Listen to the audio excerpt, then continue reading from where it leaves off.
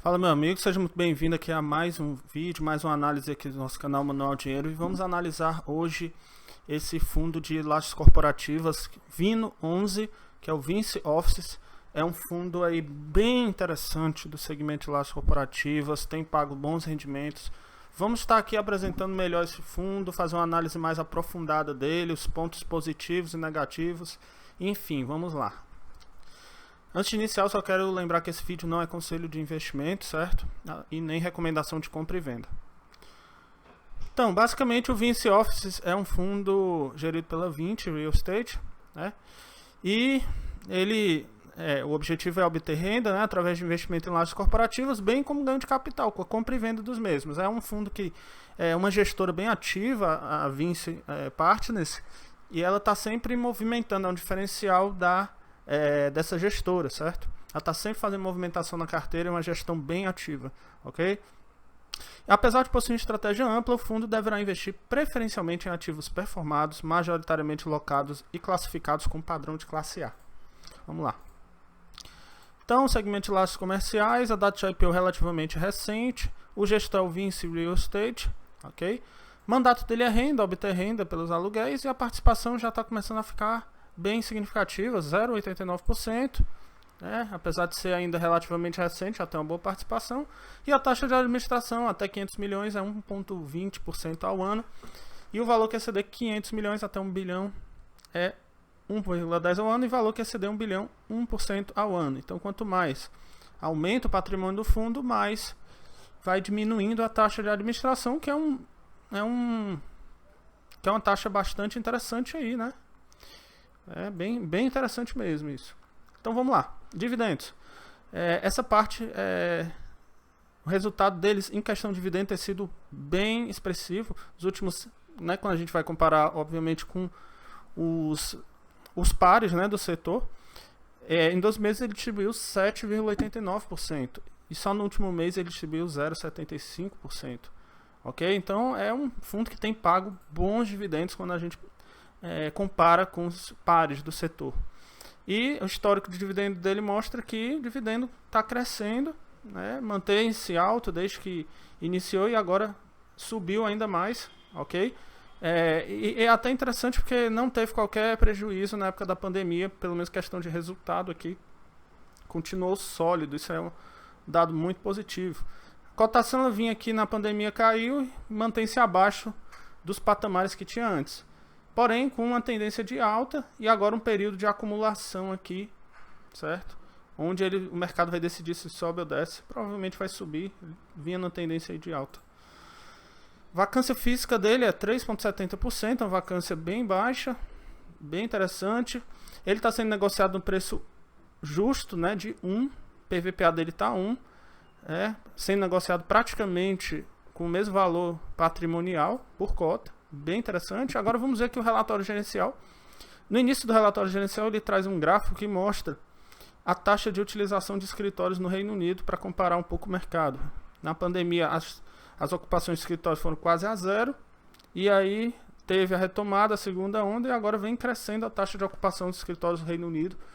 Eles mostraram esse gráfico para demonstrar o otimismo em relação a esse setor, que tende a crescer nos próximos meses aí, né? Aqui ele faz um comparativo do desempenho do Vino 11, aqui em azul claro, com a cesta de escritórios do IFIX, que são outros fundos os pares dele aqui no mercado, né, no IFIX.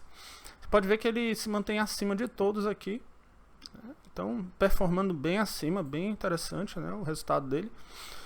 O histórico de distribuição, ele tem distribuído aqui dividendo aqui em azul, né, azul claro, o quanto que ele distribuiu, e em preto aqui, cinza escuro, o quanto que gerou de resultado. Você vê que ele vem distribuindo acima do resultado aqui, e aqui esse cinza claro que é o fundo é o resultado que está acumulado.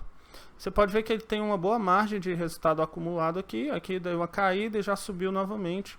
Então ele vem acumulando, ele tem mais ou menos hoje, abril de 2021, né, no último relatório, ele distribuiu 0,45 esse mês por cota e ele tem 0,95 centavos aí acumulado, ok?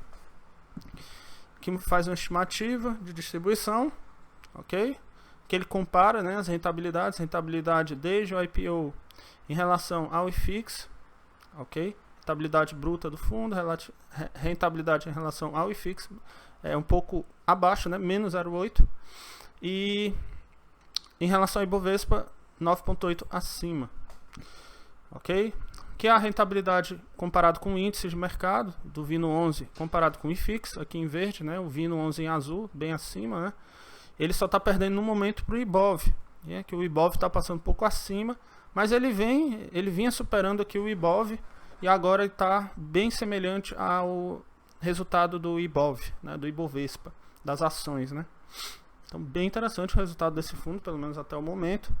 E o portfólio dele, né, o patrimônio líquido total dele, tem aqui, porque ele tem uma dívidazinha aqui, eu vou explicar. Ele tem imóveis, 806 milhões, tem 88 milhões em aplicação financeira e ele tem aqui uma espécie de uma alavancagem, menos 141, ok? Que é deduzido do patrimônio líquido dele, certo? Essa alavancagem é um imóvel que ele adquiriu através de CRI e vai pagando, né, essas parcelas e dá como garantia o próprio imóvel que ele adquiriu. Então ele utiliza através desse mecanismo de alavancagem para expandir o portfólio dele. Isso aí é um fator que você tem que saber, né, que é um fundo que utiliza isso aí, né? É um pouco raro, pelo menos aqui no Brasil, a gente ter fundos que utilizam alavancagem. No caso, esse aqui utiliza. Mas essas parcelas vão sendo amortizadas com o tempo, né, e a tendência é o patrimônio líquido ir aumentando. Essa obrigação ela vai diminuindo mês a mês. A não ser que ele faça outras alavancagens aí, para crescer o fundo, sem precisar emitir, né, emitir cotas. Patrimônio total, 760 milhões no final, né? Aí aqui, bem interessante, ele mostra uns comparativos aqui, né? Comparativo do aluguel médio de contratos típicos, né? O aluguel médio de contratos típicos segue essa linha roxa aqui, tá bem acima do que ele está cobrando, né? Então ele está cobrando um aluguel por metro quadrado bem abaixo da média de mercado. E aí, consequentemente, ele mesmo aqui embaixo mostra que a taxa de ocupação dele tem sido bem acima do mercado, ok? Porque o valor que ele está cobrando é bem abaixo do mercado, certo? Inadimplência líquida, a inadimplência está em 0% desde julho de 2020, ou seja, né, bem interessante, reagindo bem mesmo durante a crise, não há qualquer problema para o fundo, certo?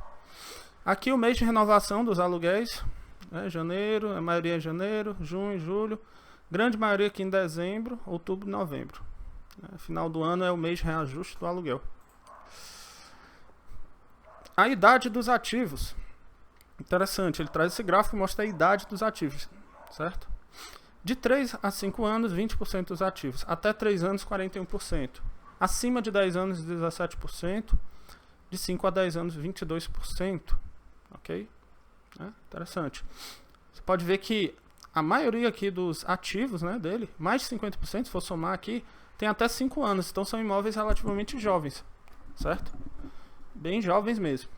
Participação dele, né, nos imóveis, 97% ele tem o controle do imóvel, 3% é minoritário. Isso aí também é um fator bem positivo, né? Ou seja, ele tem o controle dos imóveis, né, podendo fazer o que bem entender neles. A diversificação por receita de aluguel, ok? Né? As empresas que compõem, né, a carteira de inquilinos do fundo, né, do VINO11, a gente tem aqui uma concentração de 26% na própria 20 Partners, né, que é a gestora do fundo, ela é inquilina do fundo, né, em que ocupa um dos imóveis do fundo, concentrando 26%, 17%, fora a 20 Partners, as outras empresas elas estão mais ou menos, né, 17% aqui a Vitacom, 10%, tem uma relativa concentração aqui de inquilinos, ok? A gente tem, vamos dizer aqui, né, 27%, a gente tem mais 50% do fundo, né, concentrado em apenas 3 empresas. Eu sei que isso aqui, tudo bem, inquilino é uma coisa, sai um inquilino, entra outro inquilino depois, ok? Dentre os fatores de diversificação, diria assim, é um dos menos importantes isso aqui, ok? Mas é um ponto que não é muito, pelo menos na minha visão, não é muito legal você ter uma concentração excessiva em apenas 3 empresas, respondendo mais de 50% da receita do fundo, né? Tipo de contrato, agora isso aqui é um dado interessante, né? a gente tem 47% dos contratos sendo atípicos, o que é um contrato seguro, não vai ter nenhum problema de inadimplência nem nada. Então é como se 47% da receita já tivesse segurada, né? E 53% contratos típicos, ok? Em relação à cidade, a diversificação geográfica dele não é lá muito boa, até metade só São Paulo e Rio, ok? E só, ok? Tem uma participação grande aqui no Rio de Janeiro, 43%, mas são imóveis de qualidade, né? Segmento de atuação, que não é tão importante assim. Agora vamos ver aqui os imóveis, certo? No sul, né, no Rio de Janeiro, na zona sul, que estão localizados imóveis do fundo no Rio de Janeiro, né? Leblon e Humaitá, aqui como mostra no mapa, ok? Na zona sul. Aqui são os dois imóveis. BM 336, ele tem 100%, 4.900 metros quadrados. O BMA Corporate, também no Rio de Janeiro, ele tem a participação, né, de 100% e está com 96% de ocupação, quase 100%. Agora vamos ver aqui os imóveis de São Paulo. Os imóveis de São Paulo estão localizados, o número 3, 4, 5, 6, 7, 8, 9. Eles estão localizados nesses pontos aqui, né, Vila Madalena, Jardins, enfim. E aqui, ok? Próximo a Brooklyn, né, Vila Suzana, nessa região aqui de São Paulo. Aqui são os imóveis de São Paulo. Rua Oscar Freire, 585. Esse imóvel ele tem 6.145 metros quadrados.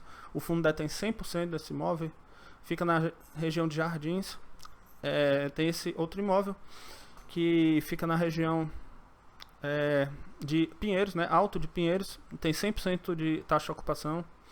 E a participação do Vino nesse imóvel é apenas 66,4%. Aqui os outros imóveis, ok? Vamos passar mais rápido aqui os imóveis para não alongar demais. O restante dos imóveis são em São Paulo, ok? Então a conclusão os dividendos deles são excelentes quando você vai comparar com os outros pares do setor, certo? Ele tem uma boa diversificação, não é excelente a diversificação, porque como eu falei, está concentrado em apenas 2 estados, certo? Então a diversificação não deixa de ser boa, porque pelo menos tem um pouco no Rio de Janeiro, um pouco em São Paulo, enfim, mais ou menos dividido aí. Então a diversificação é ok, certo? Ele está com um bom ponto positivo também, que ele está com preço justo, certo? Ok? Então basicamente é isso, um fundo excelente aí, na minha opinião, na minha visão aí, um fundo excelente, certo? E espero que tenham gostado aqui do vídeo. Se você quer saber mais sobre fundos imobiliários, eu tenho um e-book que ele está bem denso, assim, com bastante conceito sobre fundos imobiliários. Está aqui na descrição do vídeo, você pode baixar o nosso e-book, né? Manual dos fundos imobiliários, é totalmente gratuito. E espero que tenham gostado, comente aí abaixo se você tiver alguma dúvida e a gente vai estar respondendo. Um abraço, até o próximo vídeo.